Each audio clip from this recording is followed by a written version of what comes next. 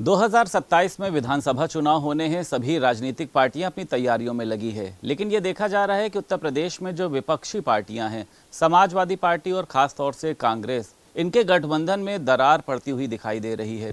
क्योंकि इमरान मसूद ने एक बड़ा बयान दिया है कि समाजवादी पार्टी अपनी पार्टी में किसी भी मुस्लिम नेता को बड़े पद पर जो है वो जाने नहीं देना चाहती, और इसका उदाहरण ये है कि तमाम मुस्लिम नेता आज जो है वो कांग्रेस का दामन थाम रहे हैं। तो क्या विधानसभा चुनाव के पहले इन दोनों पार्टियों का गठबंधन टूट सकता है, और इसका जो फायदा है क्या वो वाकई में भाजपा या फिर अन्य लोगों को होगा? हमारे साथ उत्तर प्रदेश सरकार में कैबिनेट मंत्री अनिल कुमार मौजूद हैं। मंत्री जी, ये जो आपने इमरान मसूद का भी आपने बयान सुना होगा, सपा कुछ बोलती है, कांग्रेस कुछ बोलती है, लेकिन कांग्रेस के ये जो इमरान मसूद हैं, इनका कभी पलटवार जो है वो कांग्रेस की तरफ से नहीं आता है कि इन्होंने कुछ गलत बयानबाजी की है। आप कैसे देखते हैं इसको?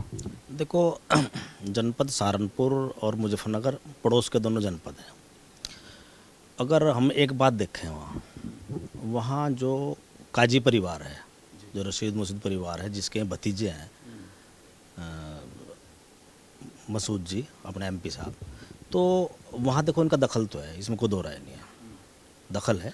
और अपनी मजबूती के लिए लड़ाई लड़नी चाहिए, लड़ रहे, ठीक है, उसमें क्या दिक्कत है। और समाजवादी पार्टी को भी, जब समाजवादी पार्टी ने 2017 में उन्हें 100+ सीटें दी थी, तो इस बार तो ज़्यादा देनी चाहिए। आपको लग रहा है कि ये सीटों की लड़ाई है, इसलिए इमरान मसूद जो है वो इतना मुखर होकर बोल रहे हैं, और इस लड़ाई का क्या आप लोगों को कुछ फायदा होएगा? एक बात उनकी सही है, जो एक बात उन्होंने कही है कि जो समाजवादी पार्टी जो 37 सीटें जीत कर आई है, वो कांग्रेस की बदौलत जीत कर आई, इसमें कोई दो राय नहीं है।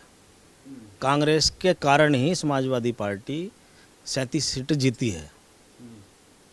जो वोट उनको मिला है, थोड़ा बहुत जो वो कहते हैं कि हम पीडीए को वोट मिला है, वो वाया कांग्रेस से समाजवादी पार्टी को मिला है।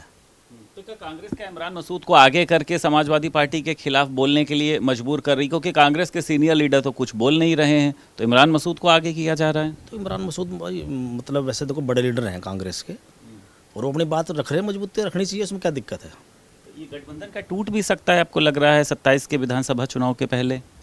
भाई देखो, ये तो बात दोनों दल वे जाने, टूटता गया रहेगा, लेकिन जो है सीटें तो ठीक ठाक ही देनी चाहिए कांग्रेस को भी। अच्छा, ठीक है। जब इन्होंने 100 से ज़्यादा पहले दी 17 में, तो कम से कम 150 तो इस बार भी देनी चाहिए। 150-200 क्या दिक्कत है? तो गठबंधन में अगर किसी तरीके की दरार आती है तो क्या इसका फायदा भाजपा को? ये दोनों गठबंधन में लड़ लें, सीटों का इनका जो है बंटवारा 1 का या 399 का हो जाए, इससे कोई फर्क नहीं पड़ रहा।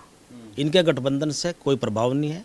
इन्हें गठबंधन 2017 में भी था, पहले कोई प्रभाव नहीं है। आप देख लेना, जब चुनाव होगा और जब रिजल्ट आएगा 2027 का, ये 2 डिजिट में रहेंगे।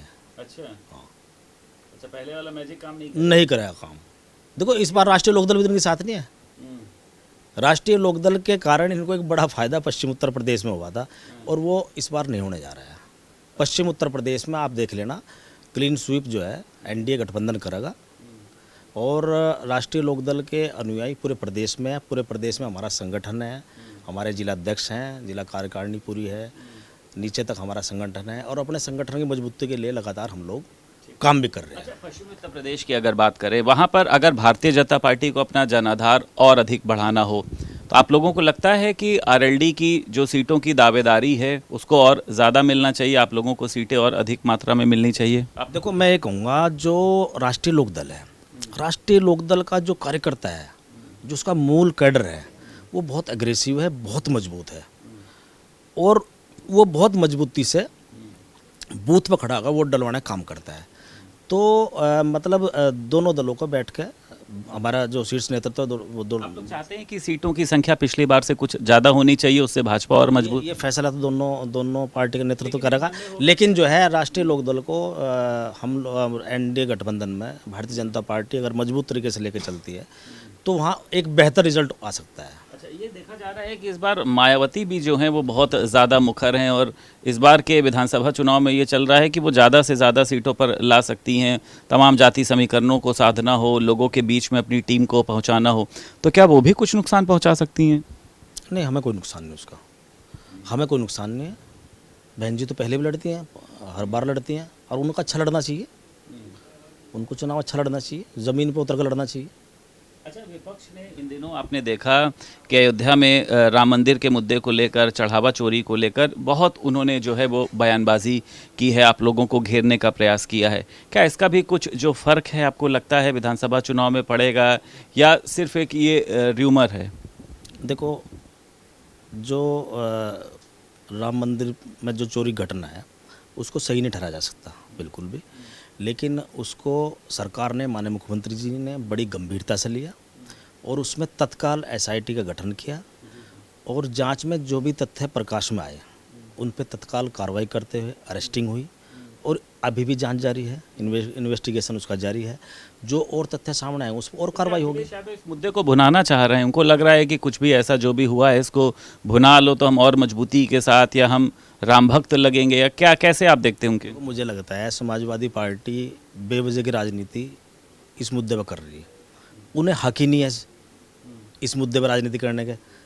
अब जब मंदिर का निर्माण हुआ और हम लोग एनडीए गठबंधन में शामिल हुए तो हमारे विधानसभा अध्यक्ष सतीश महाना जी ने अनुरोध किया था कि पूरी विधानसभा को मैं मंदिर दर्शन के लिए ले जाना चाहता हूँ, तो सभी ने एक मत, एक स्वर से कहा जी ठीक है हम आपके साथ चल।